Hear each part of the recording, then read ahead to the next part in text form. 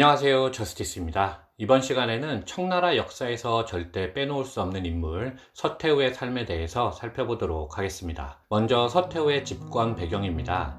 청나라 제9대 황제 한풍제 사후의 조정에는 세 부류의 정치 세력이 있었습니다. 첫 번째는 6살 황제 동치제를 대신할 고명 대신 8인이었고, 두 번째는 한풍제의 이복 동생들이었죠. 한풍제가 사망했을 때 돈친왕 혁종, 공친왕 혁흔, 순군왕 혁현 등이 건재하고 있었기 때문에 명나라 영락제 때와 같이 황위 찬탈은 언제든지 재현될 수 있었던 조건이었습니다. 세 번째는 자한 황태후 류호록 씨와 자희 황태후 서평 나랍 씨 등 두 황태후였는데, 일반적으로 자한 황태후를 동태후, 자희 황태후를 서태후라 부르죠. 동태후는 한풍 2년인 1852년 입궐하여 황후가 되었지만 아들을 낳지 못하여 동치제의 정모, 즉 법적인 모친이 된 인물이고, 서태후는 역시 1852년 입궐하여 동치제를 낳은 생모입니다. 동치제 즉위 후 두 명은 모두 황태후로 책봉되었고, 한풍제가 죽기 전 두 개의 도장을 파서 하나는 동태후에게,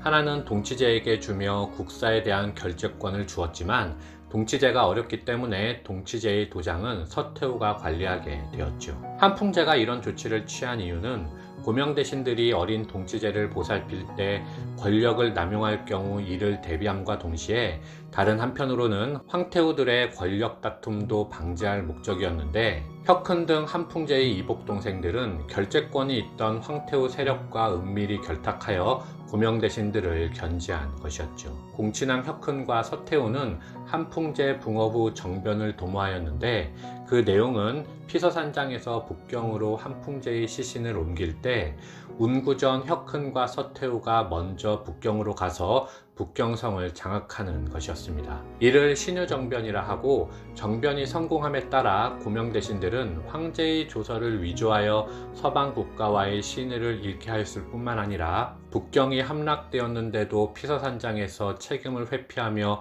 수수방관하였다는 죄목으로 모두 처형되거나 쫓겨났습니다. 아울러 이렇게 하여 1861년 11월 동태후와 서태후의 수렴청정이 시작되었습니다. 다음으로는 서태후의 통치를 살펴보겠습니다. 수렴청정 초기에는 동태후가 이른바 동치중흥을 이끌었지만, 그녀는 의문사하였고, 혁흔도 양무운동 편에서 말씀드린 바와 같이 총리하문의 총책임자로서 서양 문물을 받아들이는 중책을 맡아 일하였지만, 서태후의 견제에 자신의 포부를 활짝 펴지는 못하였죠. 동치 12년인 1873년 동치제는 마침내 18살의 나이로 친정을 시작하였는데, 불행히도 이듬해 12월 요절하였습니다. 게다가 그는 자식을 남기지 못하였기 때문에 새로운 황제를 추대해야 했고, 서태후는 순친왕 혁현의 아들 제첨을 한풍제의 양자로 입적하여 황위를 계승토록 하는 조서를 반포해 버렸죠. 선왕제가 유지를 남기지 못할 경우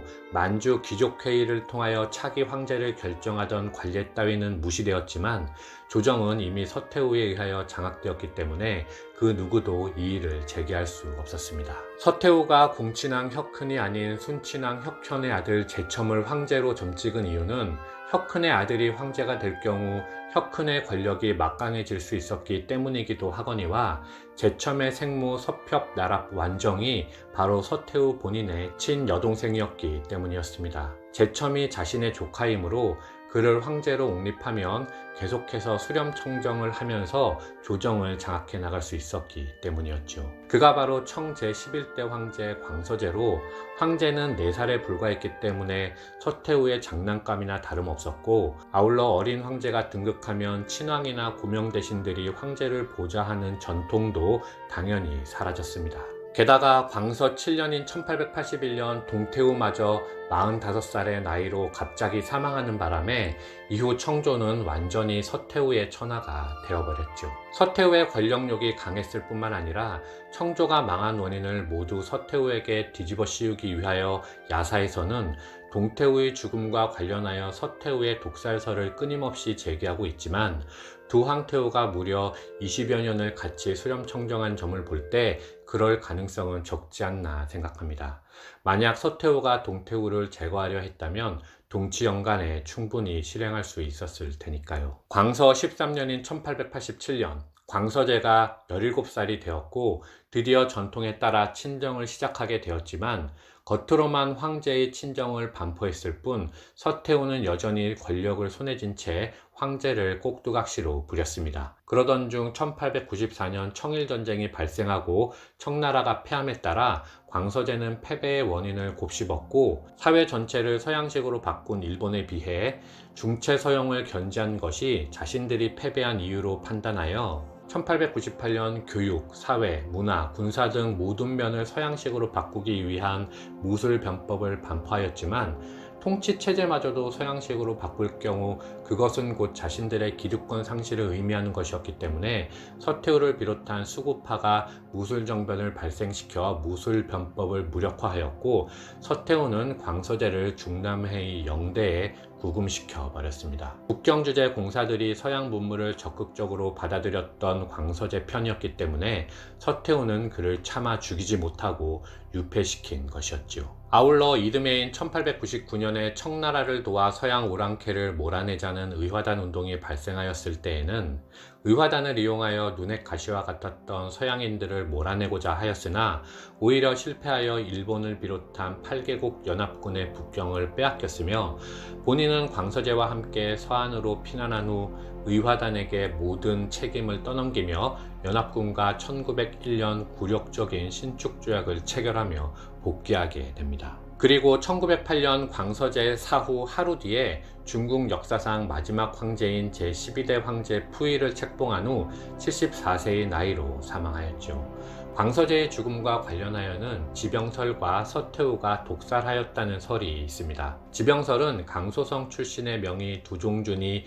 덕종청맥기라는 책에 황상의 병세가 너무 심각하여 나의 노력은 헛되고 말았다 라고 기록하여 명의조차 손쓸 수 없을 정도로 광서제의 병세가 심각했다는 것을 유추할 수 있게 합니다. 반면 독살설은 광서제를 치료했던 또 하나의 유명한 양의 굴계정의 회고록에 의하면 불계정의 치료를 받고 병세가 호전되던 광서제가 어느 날 갑자기 땀을 비오듯 흘리며 배를 잡고 뒹굴었으며 얼굴은 검게 혀는 누르스름하게 변하여 응급처치를 하였으나 사망하였다 라고 기록되어 있고 서태후는 50여 년이나 자신을 모셔왔던 환관 이련영에게 광서제의 약복용을 관리하라 시켰고 눈치가 빨랐던 이련영이 이를 서서히 독살시키라는 뜻으로 알고 매일 조금씩 독약을 타서 서서히 죽게 하였다는 것이죠. 어쨌든 광서제 사망 100주년인 지난 2008년 3월에 중국 학자들과 의사들이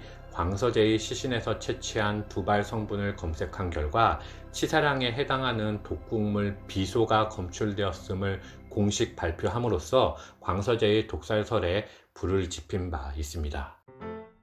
널리 알려진 바와 같이 서태후는 47년간 청조를 다스리며 중요한 국가적 대사를 결정한 인물로 중국 역사상 수렴청정으로 거의 반세기를 보낸 것은 이 시기가 유일합니다. 참고로 서태후와 같이 여성으로서 오랜 기간 중국을 다스린 인물이 한 명 더 있는데 우리에게 측천무후로 잘 알려져 있는 당나라의 무축천입니다. 다만 서태후는 약 47년을 오직 수렴청정으로 국가를 다스린 반면에 무축천은 초기 약 30년은 수렴청정으로 후반기 약 15년은 주나라의 황제로서 중국을 직접 다스린 차이가 있죠. 무축천의 삶에 대해서는 지난 영상을 참고하여 주시면 좋을 것 같습니다.